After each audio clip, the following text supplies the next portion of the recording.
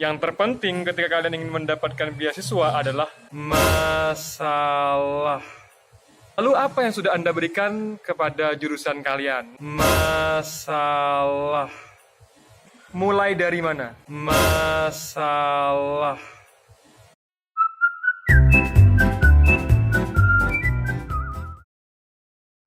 Like, komen, dan subscribe.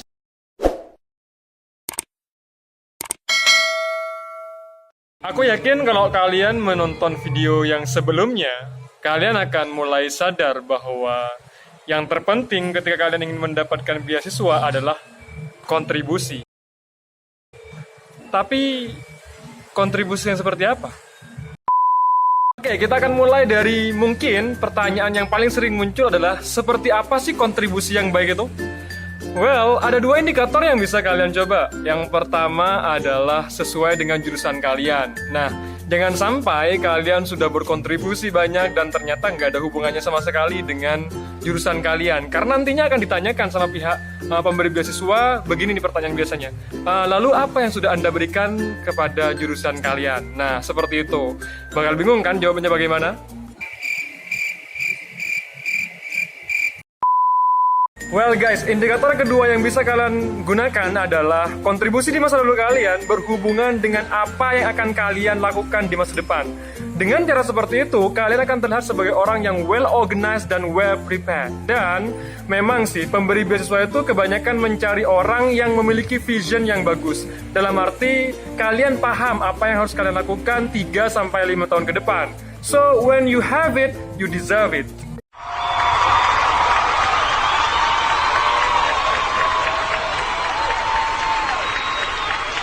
Setelah kalian paham, mungkin pertanyaan selanjutnya adalah mulai dari mana? Mulai dari mana?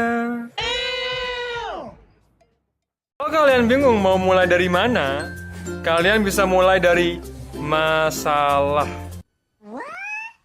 Ya, kalian gak salah dengar.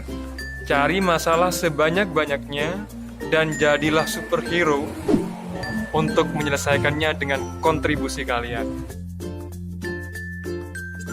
Pengalaman aku sih kemarin pas ikut daftar beasiswa itu, aku mengangkat tentang masalah pendidikan dan ekonomi. Jadi di daerahku tuh banyak sekali orang-orang yang sebenarnya sangat peduli dengan pendidikannya, namun terkendala biaya untuk ya melanjutkan kuliah dan untuk sekedar bimbingan belajar gitu. Oleh karena itu, waktu itu aku kemudian berinisiatif bersama partnerku untuk mengadakan semacam bimbingan belajar yang murah. Tapi kita tetap mempertahankan kualitas gitu. Nah, dari masalah tadi kemudian aku menawarkan solusi bimbingan murah berkualitas tadi. Nah, seperti itu gambarannya. Kalian bisa membayangkan bagaimana kontribusi kalian tentang masalah yang kalian temui, guys. Tapi kalau kalian nggak menemukan masalah sama sekali, jangan lantas membuat masalah ya guys. Masih ada cara lain, tenang ya. Cara yang lain yang kalian bisa gunakan untuk memulai kontribusi kalian adalah melihat sekitar dan mencari potensi yang ada. Mungkin kalian akan menemukan pencerahan, habis itu mulai kontribusi kalian. Gimana?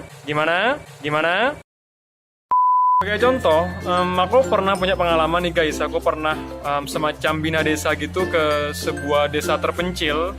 Dan setelah beberapa hari kita observe, kita coba riset di sana, ternyata potensinya adalah jagung guys.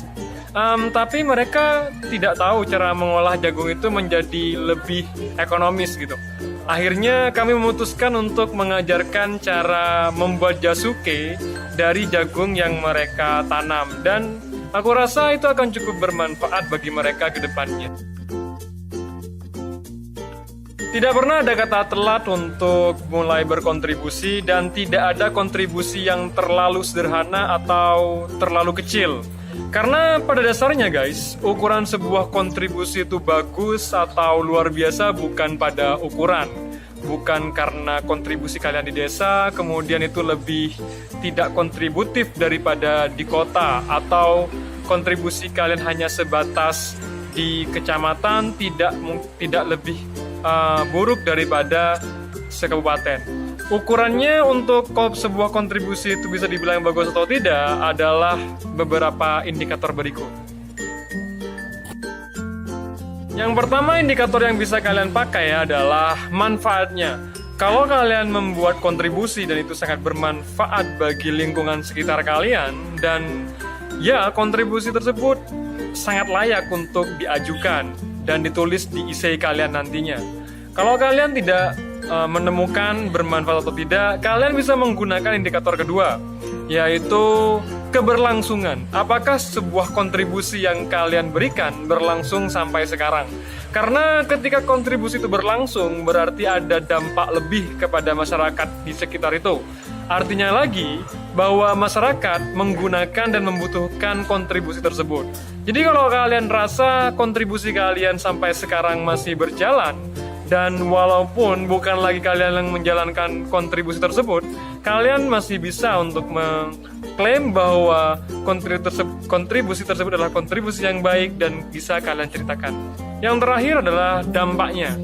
Nah, walaupun dampaknya tidak begitu luas, tapi signifikan dan dirasakan oleh masyarakat sekitar, aku rasa itu juga layak guys untuk menjadi kontribusi yang akan kalian angkat nantinya. So, jangan pernah membandingkan dengan kontribusi orang lain karena it is totally different dan nggak mungkin ada hubungannya sama sekali. Oke? Terakhir adalah wadah kalian untuk berkontribusi. Tentu saja di mana aja, tergantung juga passion kalian, jurusan kalian. Kenapa aku bilang seperti itu? Karena contoh nih, kalian adalah jurusan pendidikan, maka kemungkinan wadahnya adalah lembaga pendidikan, sekolah, dan lain-lain. Tapi akan berbeda ketika jurusan kalian adalah jurusan di luar pendidikan. Nah, yang aku bisa kasih tahu kalian, banyak banget wadah yang bisa kalian pilih untuk tempat kalian berkontribusi. Contohnya adalah organisasi, komunitas, volunteer, kerja part-time, magang, KKN, dan lain-lain. Aku rasa kalian juga bisa menambahkan hal lain yang mungkin saja itu bisa menjadi tempat bagi kalian untuk berkontribusi, guys. Challenge-nya sekarang, aku tantang nih kalian buat nyebutin kira-kira berdasarkan informasi yang kita bahas tadi, apa kira-kira kontribusi kalian yang akan kalian tuliskan di essay nantinya. Tulis di kolom komentar ya. Well guys, thank you very much for watching this video and I hope you can take a lot of benefit from this video. Okay, and I think that's all. Thank you so much. Make a process, make a progress. See you. Jangan lupa like, comment, and share.